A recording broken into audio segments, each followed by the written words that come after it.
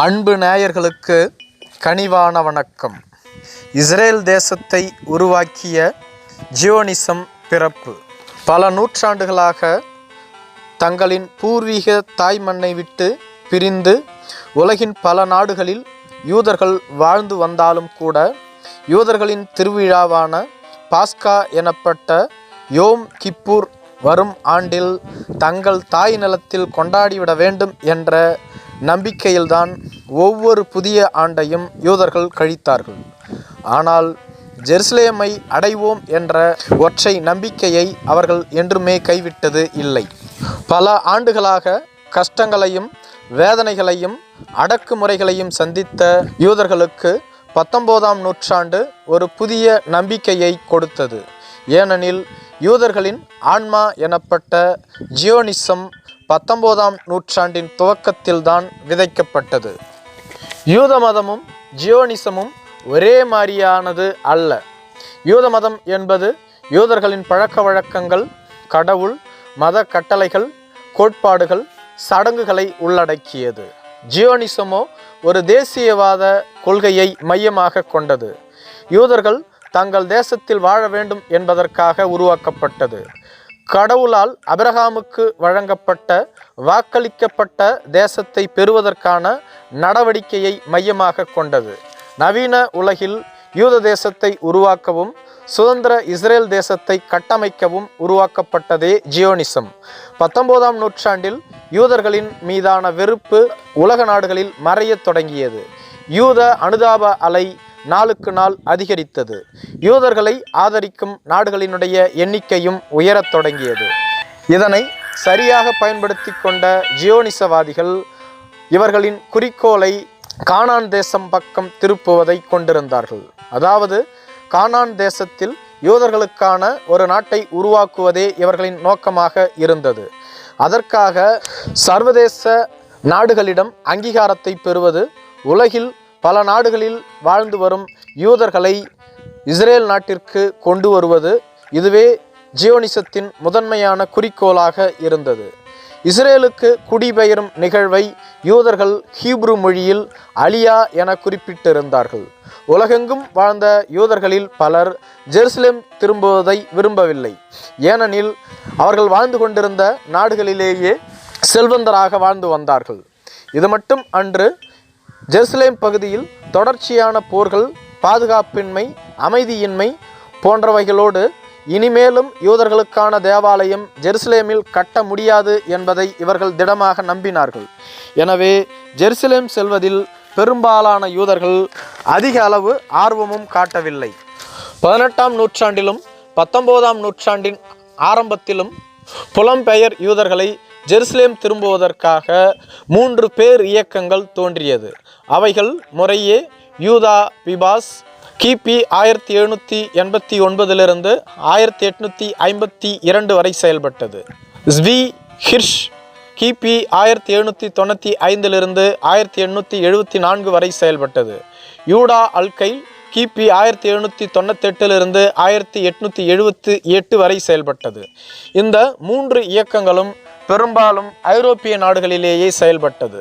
இந்த 3 இயக்கங்களும் உலகெங்கும் வாழக்கூடிய யூதர்களை மீண்டும் தங்களின் புண்ணிய பூமியான ஜெருசலேமிற்கு கொண்டு செல்ல வேண்டும் என்பதே ஆகும்.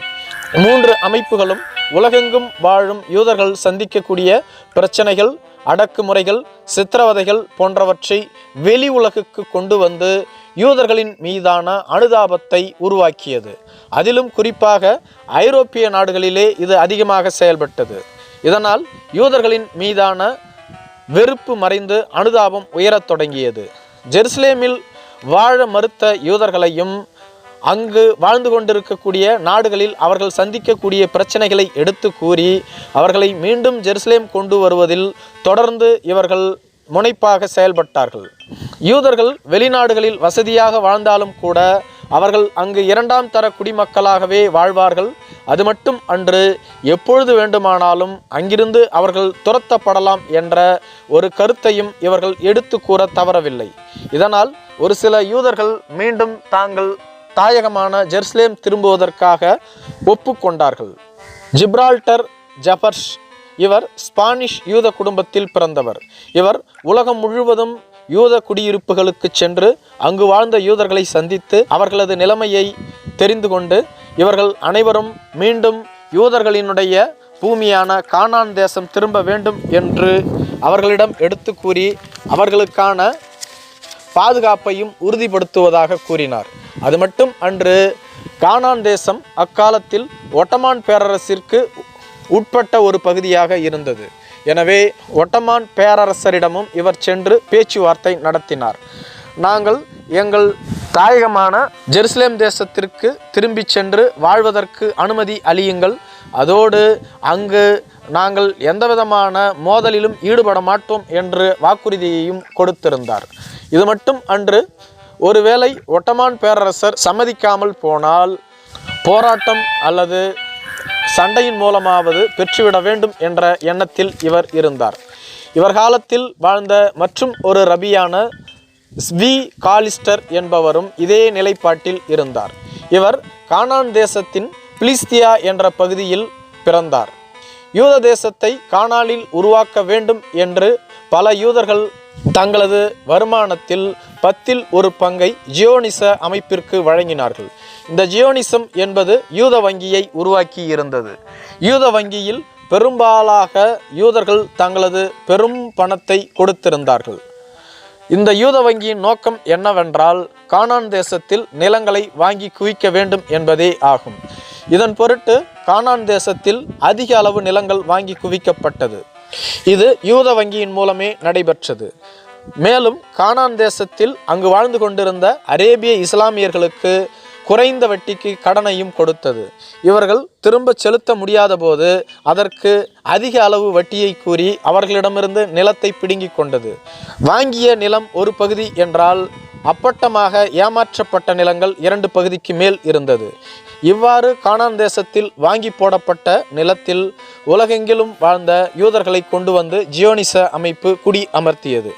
இவ்வாறு அங்கு வந்து குடி அமர்த்தப்பட்ட யூதர்களுக்கு பாதுகாப்பு வேண்டும் என்பதற்காக தற்காலிகமாக யூத இராணுவம் ஒன்றையும் உருவாக்கி இருந்தது. இந்த யூத இராணுவத்தின் மூலமாக அங்கு குடியமர்த்தப்பட்ட யூதர்கள் பாதுகாக்கப்பட்டார்கள். அது மட்டும் அன்று அவர்களுக்கு நிலங்கள் வழங்கப்பட்டிருந்தது. அந்த நிலங்களில் அவர்கள் விவசாயம் செய்யவும் அனுமதி வழங்கப்பட்டிருந்தது.